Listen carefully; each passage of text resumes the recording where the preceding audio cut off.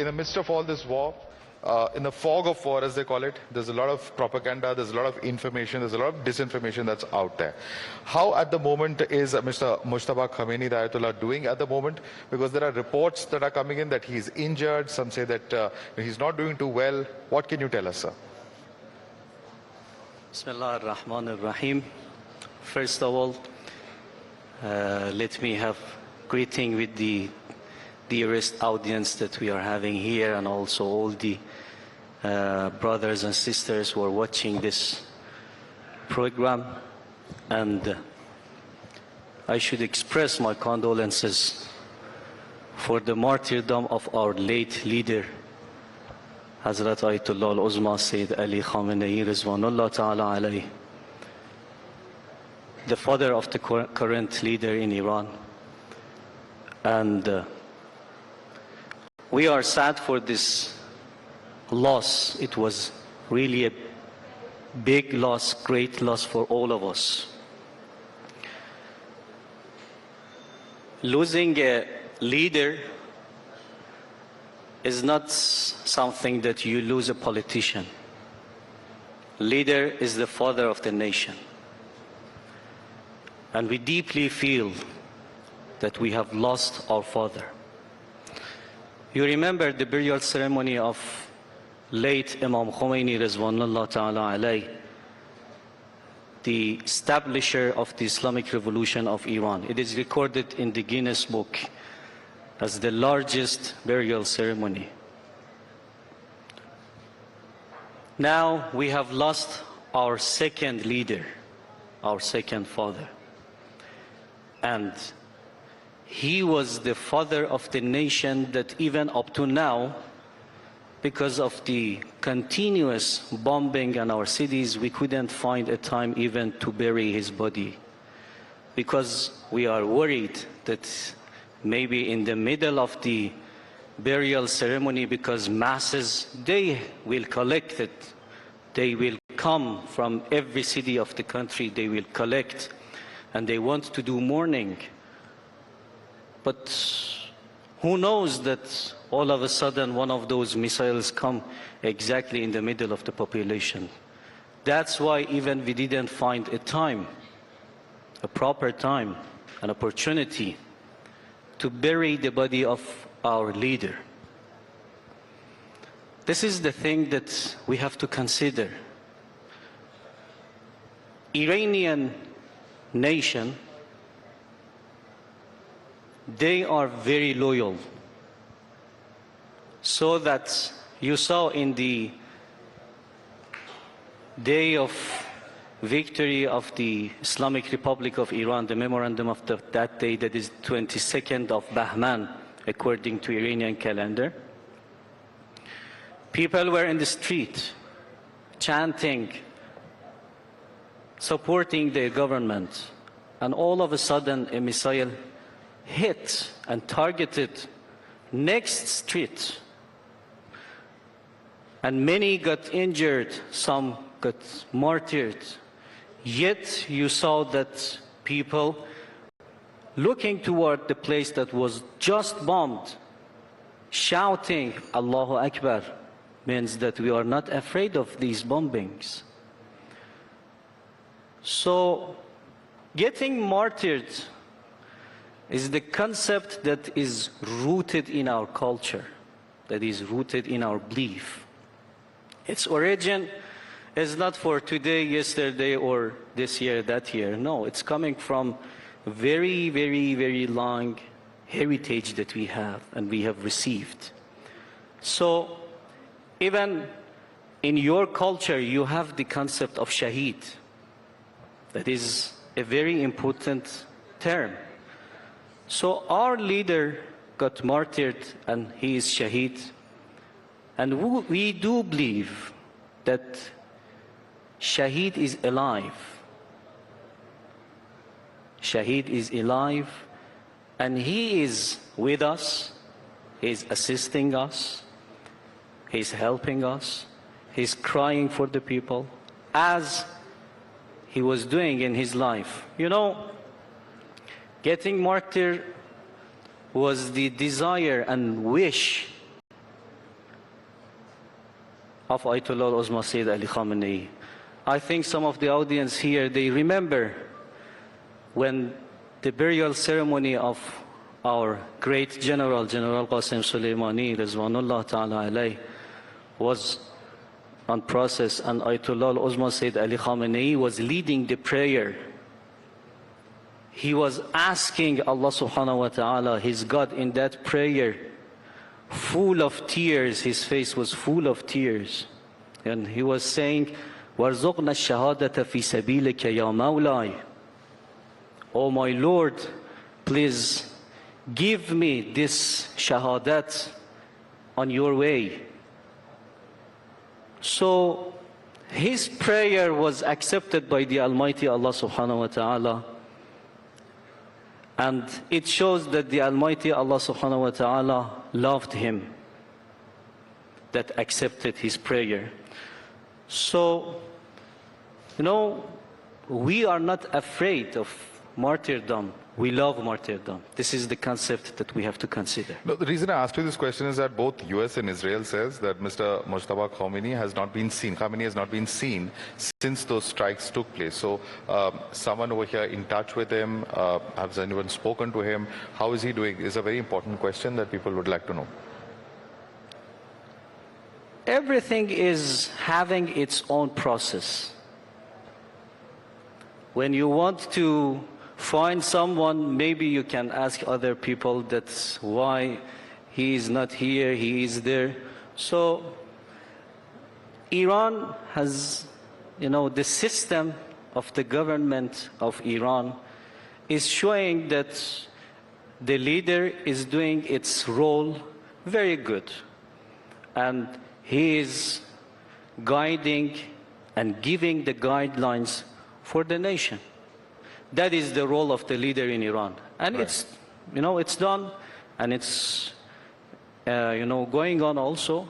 So we have no concern about this. And we received 2-3 messages also from His Excellency Hazrat Ayatollah Sayyid Mujtaba Khamenei.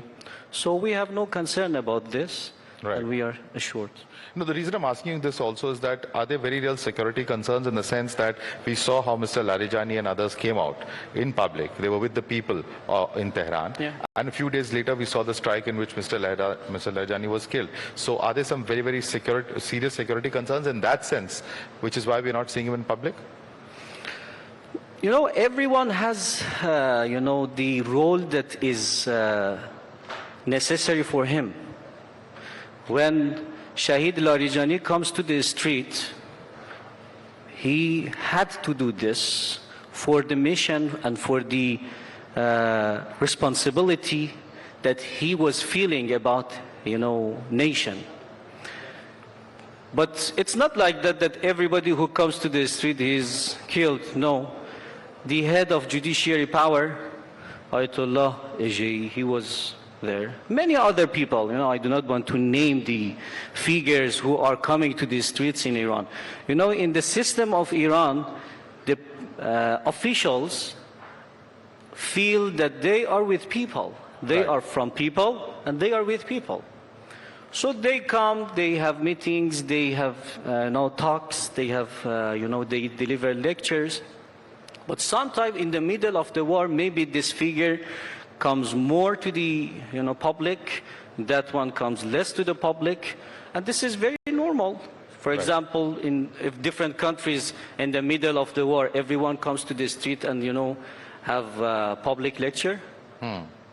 Right, but there's a reason I'm asking you this question, because a large number of the leaders, have been killed in these recent strikes. Now, the question that many are asking is who's in control of the regime? Is it only Mr. Mujtaba Khamenei? Is it Mr. Pezeshkian, the president? Or does IRGC now have a major say in how the regime is being run in Iran?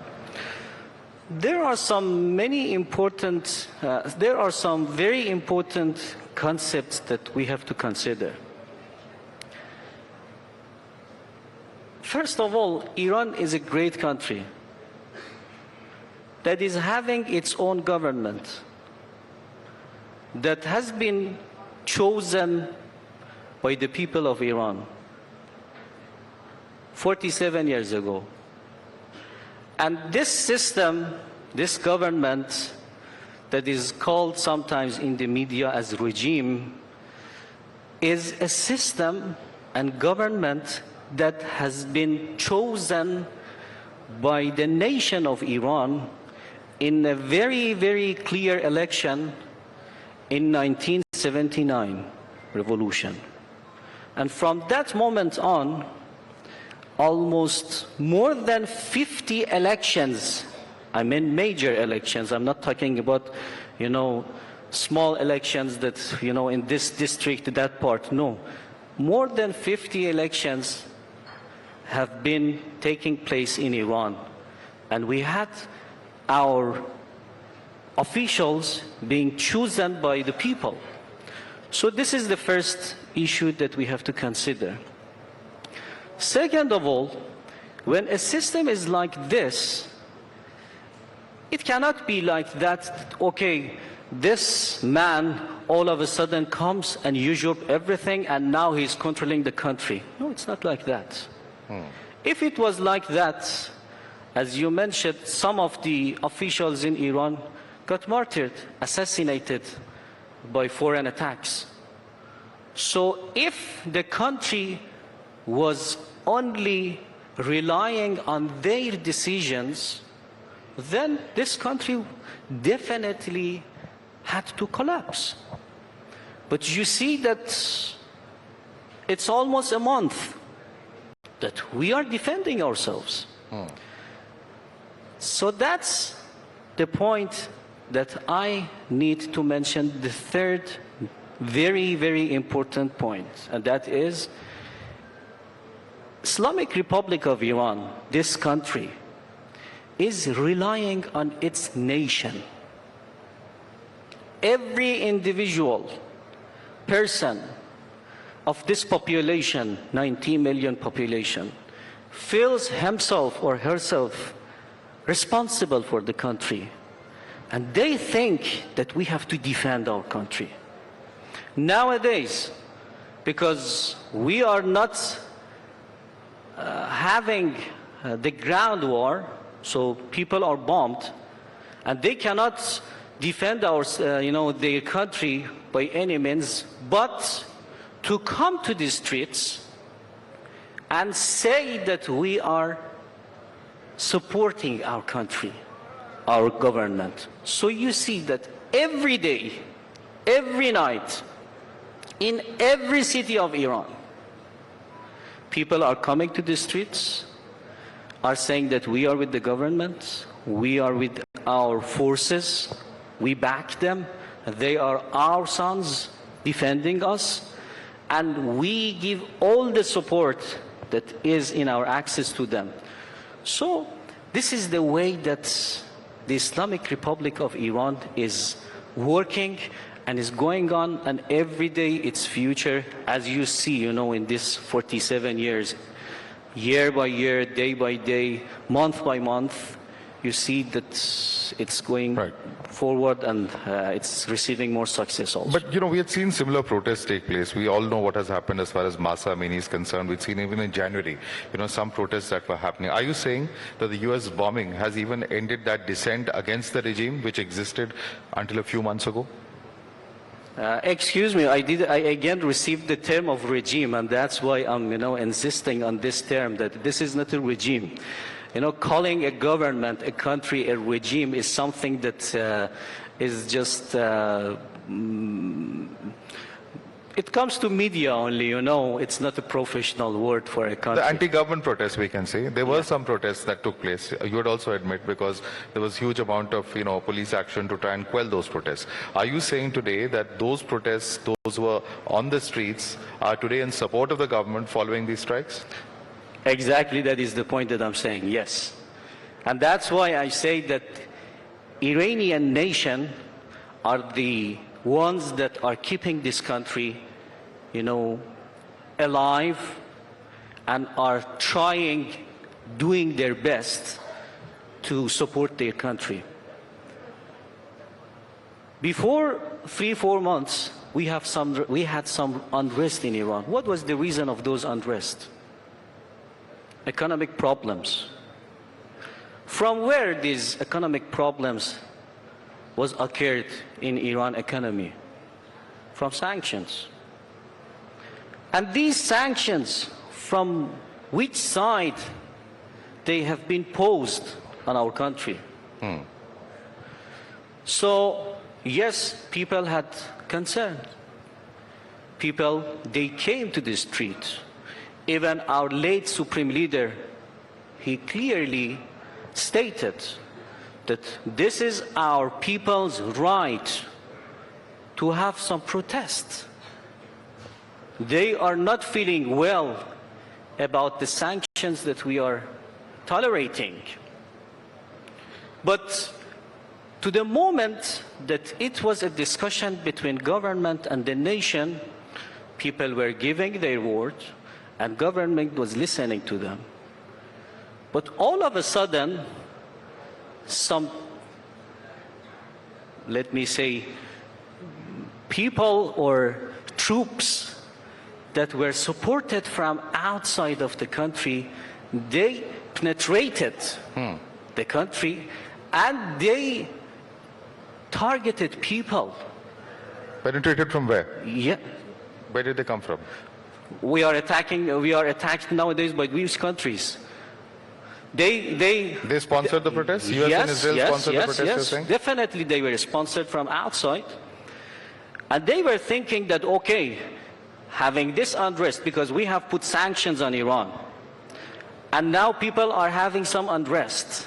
They want to protest.